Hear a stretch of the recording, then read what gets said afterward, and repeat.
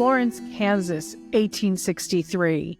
Over the course of a few hours, nearly 200 men and boys were killed. Most were shot, but some were burned inside their own homes. The stories are horrific. The tales of survival are extraordinary. Was it an act of war or merely an excuse for an angry mob to kill and steal?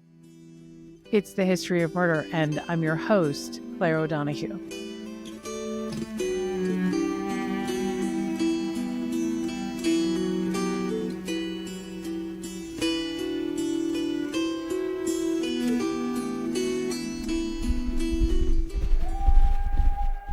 On August 21st, 1863, as daylight broke, a group of men prepared to ride into Lawrence, Kansas. They came from Missouri and were led by a 26-year-old former schoolteacher named William Quantrill. Rush on, boys! It'll be daylight before we're there. We ought to have been there an hour ago. By some accounts, there were over 400 men. They had a list of those who would die, but it was understood that it was just a starting point. They were ready to kill every man in town. Before we continue, please remember to leave a comment, like the video, and subscribe to our channel. It will help us continue to make new content. Now, back to the story. The horror that would come to pass had been building for months, even years, according to Will Haynes, Deputy Director of Engagement and Learning at the Watkins Museum of History. For 9 years, there had been a guerrilla conflict between the forces of the pro-slavery side and the anti-slavery side over the fate of Kansas. And when the Civil War began in 1861, the struggle in Kansas became part of that larger conflict. And it was sort of like a powder keg that had already been set on fire years earlier, and it really took off in the summer of 1863.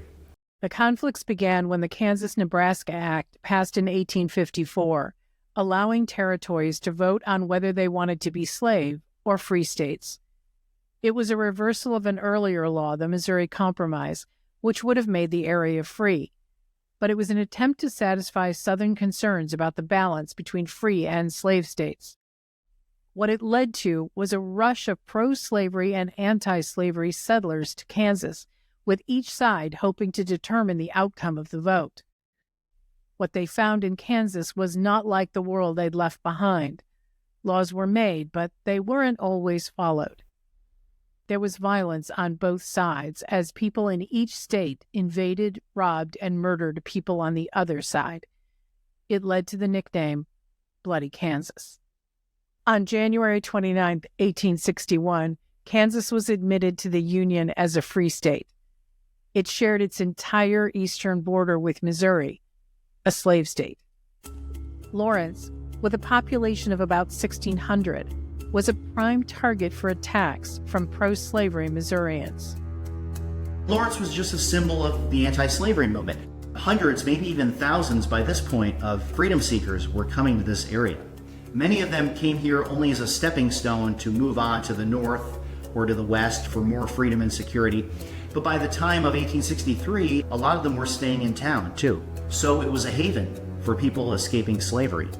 Lawrence Mayor George Collimore had asked General Thomas Ewing for help when he learned about a possible raid by William Quantrill.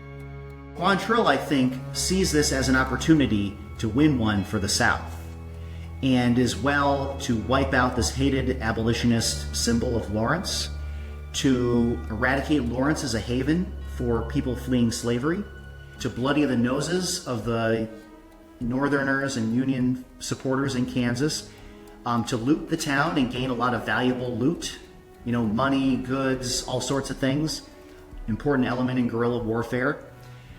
And also, it would be an amazing feat. It would be an impressive victory for Quantrill if he was able to carry out this attack and then make it back into Missouri. The latest rumor was that Quantrill would attack the city at the next full moon, which would have put the raid on July 30th. There was another rumor that he would kill randomly, regardless of the cost. The devil's got unlimited sway over this territory, and will hold it until we have a better set of man and society generally.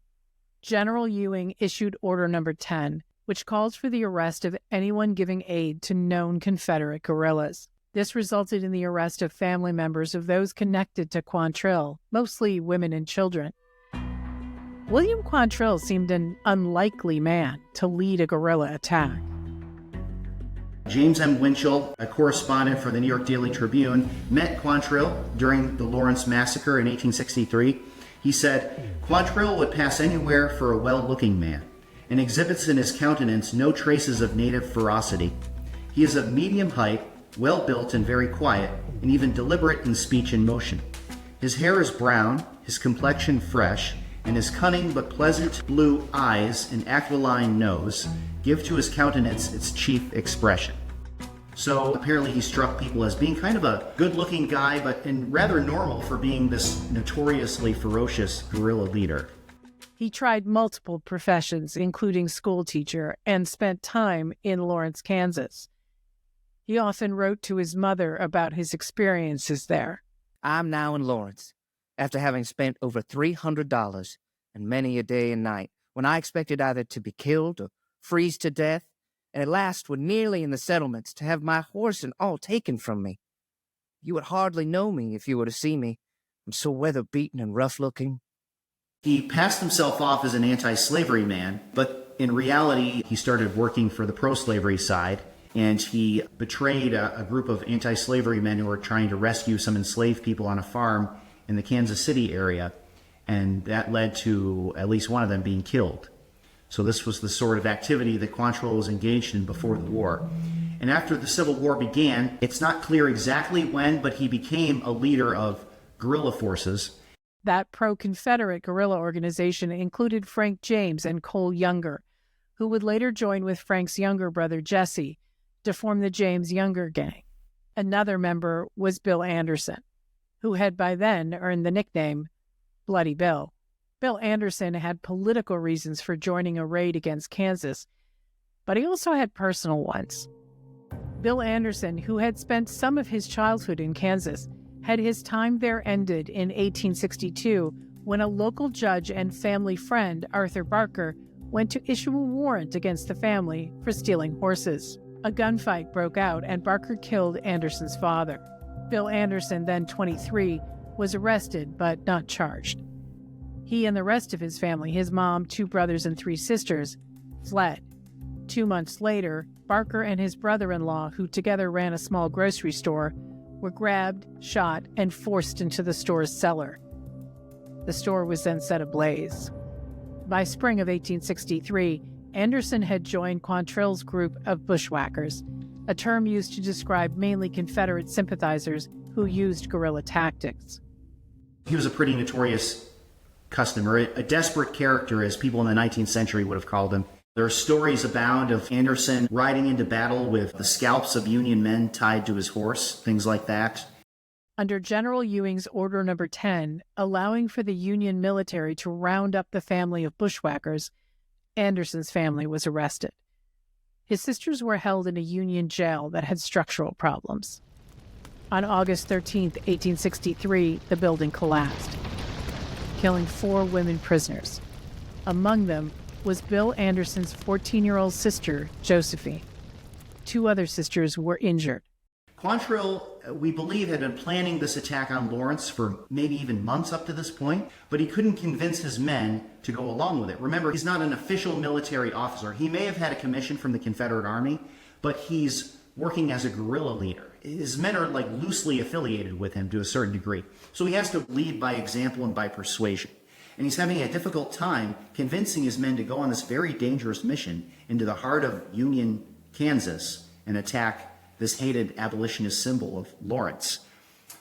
But once this tragedy happens in Kansas City, they're very receptive to this idea, including Anderson, who's filled with rage that his women have been killed. And of course, the Confederate guerrillas say that this was a deliberate attack, a murder committed on their women folk. So at that point, it becomes very easy for Quantrill to lead his men on this mission. Anderson saw a raid on Lawrence as revenge. If you proclaim to be in arms against the guerrillas, I will kill you. I will hunt you down like wolves and murder you. You cannot escape. One of the Lawrence residents hated by Quantrill's raiders was Senator Jim Lane. He was a U.S. Senator, but like fellow Senator Charles Jennison, he was also a Jayhawker who made guerrilla raids into Missouri, where they would free enslaved people, but also murder and plunder. In any war, there are people that take advantage of the chaos for their own ends. And I think people like Lane and Jennison and Quantrill and Anderson on the other side, they are prime examples of this. They are aligned with a certain side, but they're not necessarily very particular about who they target all the time. And it's pretty clear to me and to historians that Jim Lane and Charles Jennison were opportunists, that they used the chaos of the war along the Kansas-Missouri border to enrich themselves and to make gains politically. July 30th, the date of the full moon, passed, with no sign of a raid from Quantrill's men. The people of Lawrence relaxed. There had been so many false alarms, rumors of attacks, and preparing for a raid that never came, that everyone, including the military, told themselves that no danger was coming. They were wrong. On August 20th, William Quantrill and his men began the ride from Missouri, crossing into Kansas in the late afternoon. They kidnapped several people to guide them toward Lawrence. Allegedly, they shot some of them once they were no longer useful. Quantrill was clear that the mission meant more than anyone's life, including his own. I consider it a forlorn hope, for if we go, I don't know if any one of us will get back to tell the story. But if you never risk, you never gain. The accounts that we have indicate that the raid happened maybe a little bit after dawn, like around 5 a.m., maybe a little after 5 a.m. And this was a time when it was becoming light out. Obviously, it's dawn. And also, people in town are starting to stir. Like the farmers are starting to go out, take care of the animals, things like that. People are waking up in their businesses. But most of the town is asleep. And this was the perfect moment to strike. Their first stop was about a mile from town, at the home of Robert Miller, an abolitionist. William Quantrill banged on the door, and it was opened by his daughter, Margaret. Quantrill said he was a soldier on a forced march, and asked if there were any soldiers in Lawrence. Margaret recognized him and told him so. He had been a dinner guest at the Millers just weeks before. There were at least 400 men on horseback outside the Millers' door, so Margaret pushing back on Quantrill was quite brave. Margaret and her brother were told at gunpoint to stay in the house. Though he would later steal their horses, for the moment Quantrill left doing nothing to the home or its inhabitants. That would not be the case for the rest of the town. The men split up. One group went to the farm of Reverend Samuel Snyder. Snyder was a prominent minister and a chaplain to the 2nd Kansas Colored Regiment, a Union military unit. Snyder was milking his cow when he was shot. A larger group rode to Main Street, and an order was given. Rush on the town! The men rode forward. They knew where they would go as they spread out into each part of town. 11 riders went to be lookouts for anyone coming to aid the town. The bulk of the raiders headed for their next target, a prominent hotel. But first they came across a group of Union recruits. Some of the first victims of the raid were some young recruits for the 14th Kansas Cavalry. These guys, in many cases, were teenagers. They had been recruited locally or in the Lawrence area. There were about 22 of them. They had reportedly one gun, an old musket that they used for guard duty. They were encamped in the area of downtown around New Hampshire and Massachusetts streets. The recruits were sleeping. Like a lot of people in the 19th century, when the weather was hot, they apparently slept outside. Reports say that many of them were sleeping on the sidewalk on Massachusetts Street. And a group of raiders led by George Todd just reportedly rode right over them and shot them left and right. One of the recruits ran. Cosmo Coleman was 18, from Concord, Massachusetts. He mentioned running for it with a group of about 4 or 5 other guys, and the other guys were shot down one by one. Eventually, he reached Joe Rollins' back fence on New Hampshire Street and hopped over it and made his way to safety. He was only one of 4 to survive. The shootings alerted those not already aware that an attack was underway, and if the gunfire wasn't enough, the bushwhackers were shouting taunts and shooting anyone who happened to be in their eyesight. The raiders then approached the men of the 2nd Kansas Colored Infantry. Some of the men may have survived the attack, though there are no records. We know far less about the black recruits than we do about the white recruits. I think it's a telling indication of the attention that was paid to the white victims of the raid versus the black victims of the raid. We just don't know if most of them survived and most of them were killed. We do know Quantrill's men targeted the black population in Lawrence with special ferocity. That was one of their missions, to wipe out Lawrence as a haven for escaped enslaved people. The killings of the soldiers, both black and white, were unplanned opportunities to spread terror and remove potential opposition. But one place on the list was the Eldridge Hotel. The Eldridge Hotel, an important symbol of Lawrence and a meeting place for important activities. And it's sort of been built up as a fortress. And Quantrill and his men knew that, seizing the Eldridge would seize the day for them. That would be a turning point in the raid. If they could take the Eldridge, there would be no resistance to that. The raiders believed that the hotel contained a storehouse of weapons. They wanted to secure it before they continued on with their attack. When the raiders arrived at the hotel, they waited for the residents to open fire.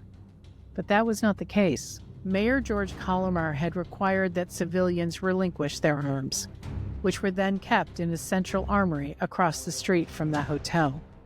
Captain Banks, who was a provost marshal for the Southern District of Kansas, and he was staying at the hotel at the time, he was the highest ranking military officer in town, he quickly decided, well, we have no choice but to surrender. We have no weapons and couldn't really defend ourselves even if we did.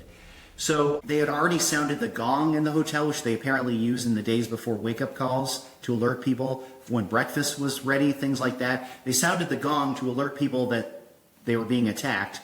And once they decided to surrender, Captain Banks hung out a bed sheet out of the window. The raiders all let up a cheer, and Quantrill came forward on horseback, and they shouted to each other a conversation. And Banks got a promise from Quantrill that the people in the hotel would be spared if they all surrendered. When Quantrill stepped inside the hotel, some of the guests were in the lobby. They didn't know what to make of him. They expected a madman, but he was handsome, polite. Someone asked him why he hadn't come on the full moon. Quantrill smiled. Well, you were expecting me then, but I have caught you napping now. Quantrill agreed to let everyone be moved to the city hotel on the riverbank. He promised they would be unharmed. But that promise did not include the Eldridge Hotel. The raiders stormed the building. Some stayed on the main floor and forced a clerk to open the safe. Others went upstairs, going room to room, and bursting in on barely dressed guests, taking whatever they pleased, jewelry, cash, even clothing. A fire was started in the basement. As the guests were hurried out, the hotel burned. Most of the people in the hotel survived, thanks to Quantrill apparently ordering that they not be killed, because he recognized some of that from his days in Lawrence. That wasn't true of everyone, because there was a black cook named Peter Jones, who lived in Lawrence with his wife, Mary. His wife was sick in bed at the time. Peter Jones, he escaped, and the wife of the white proprietor of the hotel scooped up their 3-week-old male son, the son of Peter Jones and his wife, and was going out the door of the hotel with them when reportedly the raider stopped her and said, "Where are you going with that damn brat?" using some racial epithets as well. And they forced her to take the child back inside. And she laid the child down in the kitchen of the hotel. And when the hotel burned down, the baby died inside. So he was probably the youngest victim of the raid. Peter Jones and his wife survived. The child did not. There was a sense that there was little resistance, so the 400 or so men that had attacked could loot and kill without facing any real opposition. These folks have been promised by Quantrill that they're going to be spared, but remember, these are guerrilla fighters. They're not under regular military law. So again and again, raiders are coming up and they want to take a shot at these people, and the people that the raiders that Quantrill has posted as a guard shoo them away and say, no, Quantrill gave orders not to kill these folks. So it's a pretty hairy situation for these folks. And the fires reached a chemist shop, a drugstore as we would call it, on the first floor of the hotel, which had several businesses. And little explosions start to go off as the fire reaches chemicals being stored there. So it's a pretty dangerous situation. And these prisoners, several dozen of them, are marched to the City Hotel, which was across the street and farther down on Massachusetts Street. And again, people keep riding up to them trying to shoot these folks. And eventually they do end up killing some of them, but most of them survived. When they got to the City Hotel where Quantrill had previously stayed and said he'd been warmly treated, he warned the members of his raid that no one would be hurt and that this hotel remained untouched. And he told the owners, Stay in it. Don't attempt to go to the streets. It was a wise command, because although the raid had already been violent, it was about to become chaotic. At the Johnson House, a hotel owned by an ardent abolitionist, the raiders shot into the windows when the people refused to come out. They were told that if they gave themselves up, no one would be harmed. 2 doors down, Greta Dix was pleading with her husband Ralph to hide. She had seen buildings on fire and knew the raiders were getting closer. But Ralph, his brother Steve, and several employees in the home were not moving. And then, despite Greta's warnings, the men climbed out the window and climbed rooftops until they got to the Johnson Hotel. Greta found the children's nurse hiding in a closet and refusing to come out. She hacked the door open with a meat cleaver, left the children in her care, and went off to find her husband. But first she saw her brother-in-law, Steve, fall down the back steps of the hotel. He was dead. Many of the people at the hotel, both guests and workers, had been shot. Others were gathered outside, now prisoners of the raid.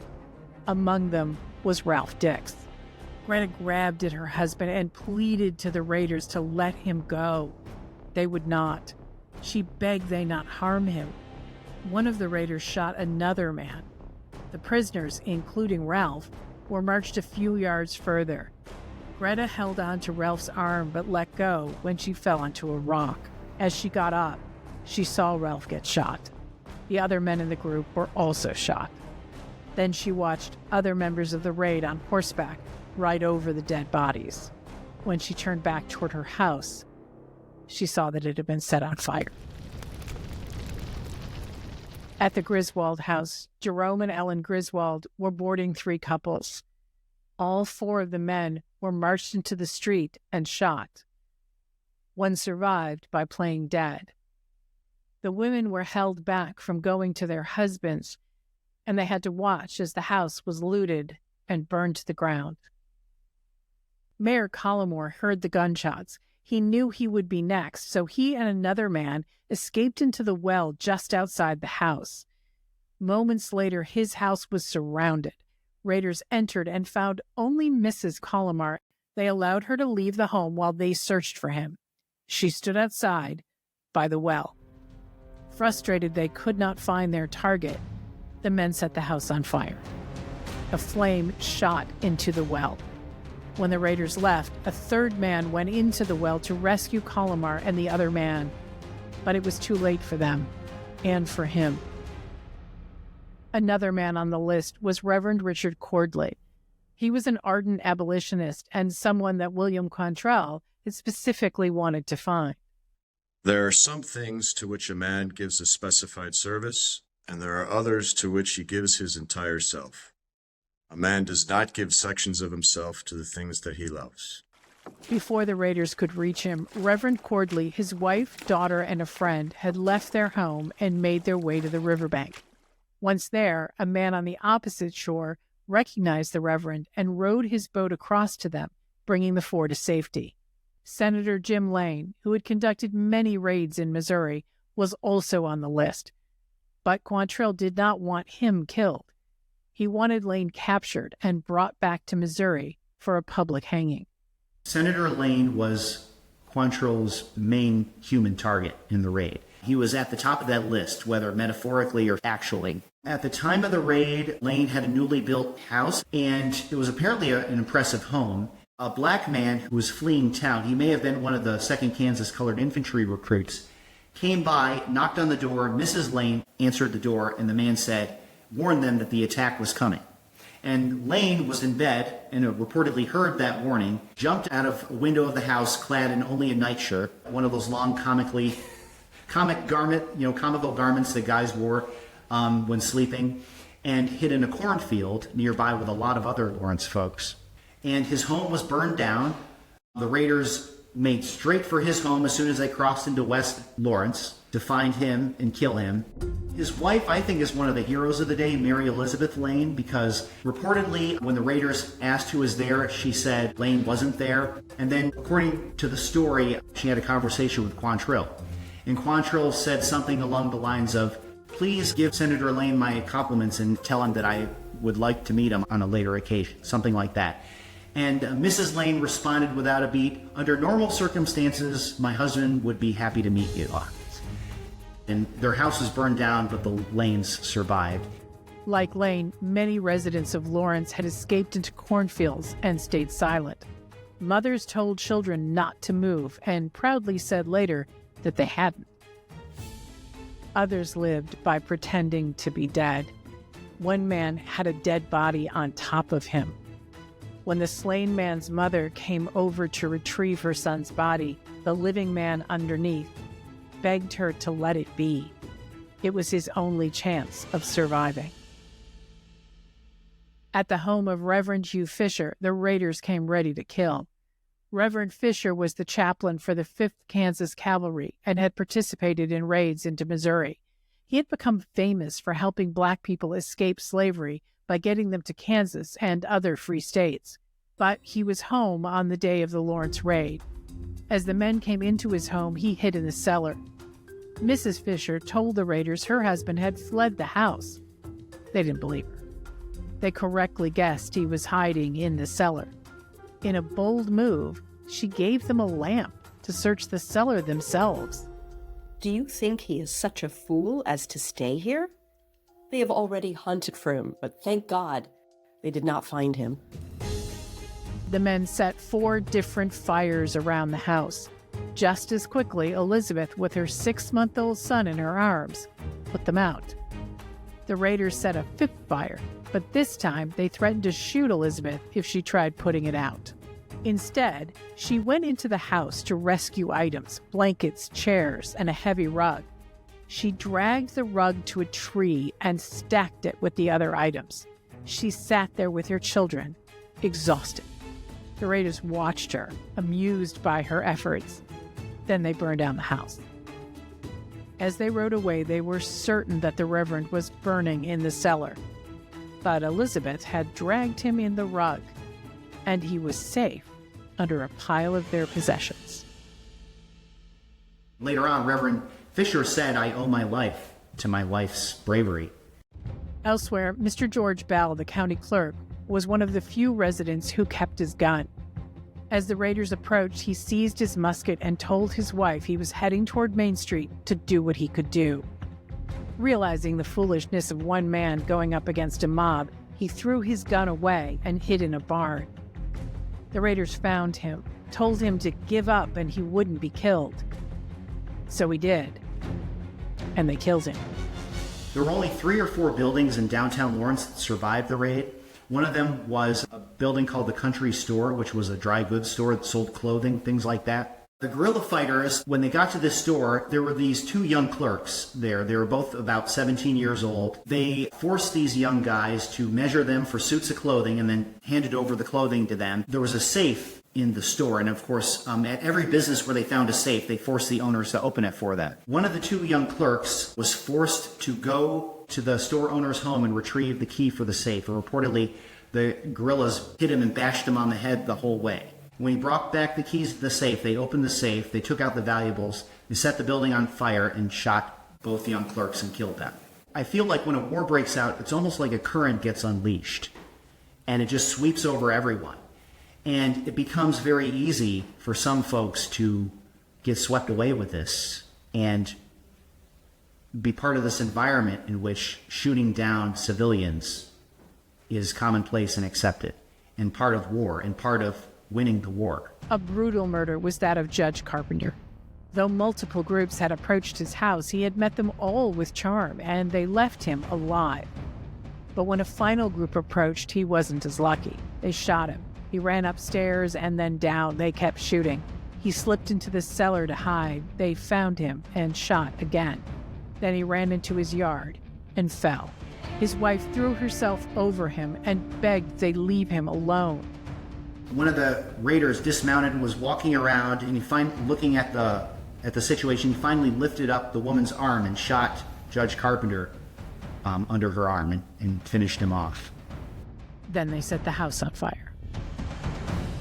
The hardcore of Quantrill's followers were reportedly the most ruthless, and then it sort of dropped off from there. Cosmo Coleman, the young recruit who survived, said 50 years later that he heard some of those guys, like the detachment of Confederate Army recruits led by Colonel Holt, saying things like, "My God, I didn't know it was going to be like this." So there was quite a varying degree of behavior among the guerrillas. There are stories that some of them would shoot down men in cold blood in front of their families. Other men, and sometimes even the same men, would help the women pull some of their possessions out of the houses before they set them on fire.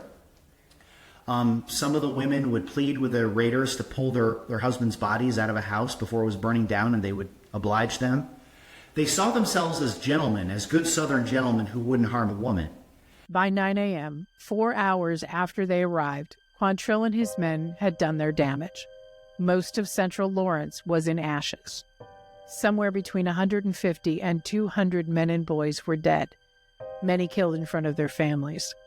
There were 85 widows and over 250 orphans. Quantrill voiced an interesting opinion about the raid. The ladies of Lawrence were brave and plucky, but the men were a pack of cowards. Quantrill and his men gather up their looted goods and they ride out of town, going south. Lane gets on horseback, still barely dressed, and he collects a group of survivors, maybe 30 or 40 of them altogether, mounted on whatever broken down old horses and mules they can find, because Quantrill's men have taken the very best horses in town and replaced their old tired horses and rode out of town. And they start riding after these hundreds of Confederate guerrillas. I don't know what they were planning to do with them once they caught them with this small group of guys, but that was the kind of guy that Lane was. The next morning, Reverend Cordley returned to Lawrence and later wrote what he found. One saw the dead everywhere, on the sidewalks, in the streets, among the weeds in the gardens, many of them so burned that they could not be recognized and could scarcely be taken up.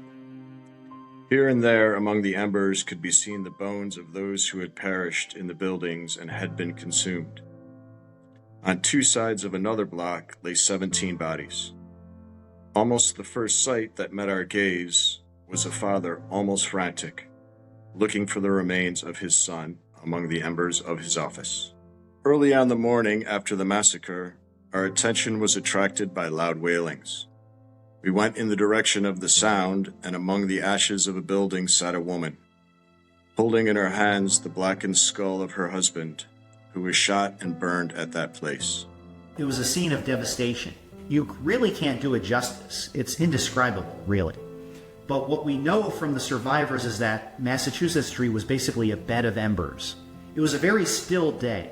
It was a very hot day and a still day. There was very little wind. So the fact that almost all of downtown was burned shows you how systematic the raiders were. They went from place to place, torching them. It was just a scene of almost complete devastation. Reportedly, on one corner, there were 17 bodies piled up. People were finding bodies in backyards all over town for weeks afterward. The Methodist Church had been turned into both hospital and morgue, with the wounded and dead laid out on the floor. The sound of gunfire had been replaced by the crying of widows and children. It was easy to imagine that Lawrence was finished. But according to Reverend Cordley, the living focused first on honoring the dead. Coffins could not be procured. Many carpenters were killed, and most of the living had lost their tools. But they rallied nobly and worked day and night, making pine and walnut boxes, fastening them together with the burnt nails gathered from the ruins of the stores. There was a grocery store that was owned by a couple of businessmen named Riedenauer and Baker, and the store was burned down. Both of these men were shot in the raid.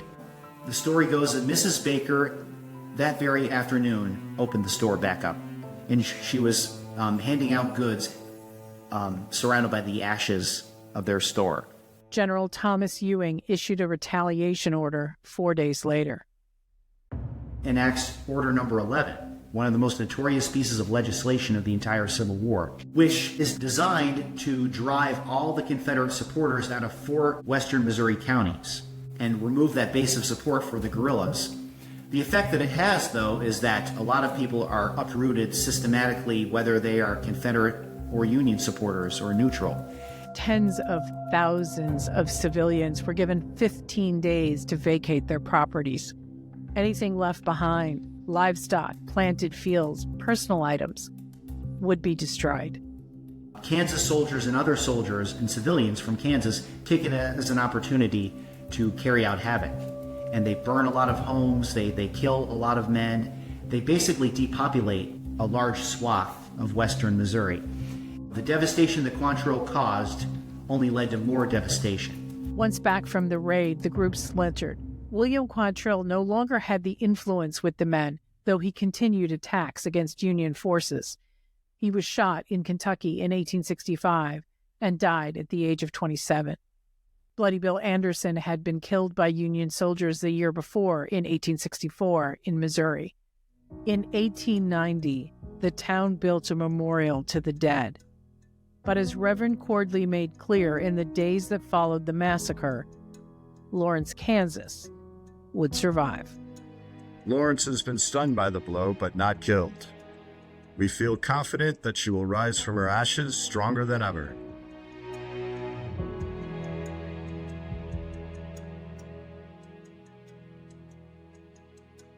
What do you think about this case? Please comment below. And if you liked this story, please subscribe to the channel, hit the like and notification buttons, and let us know if there are cases you'd like us to cover.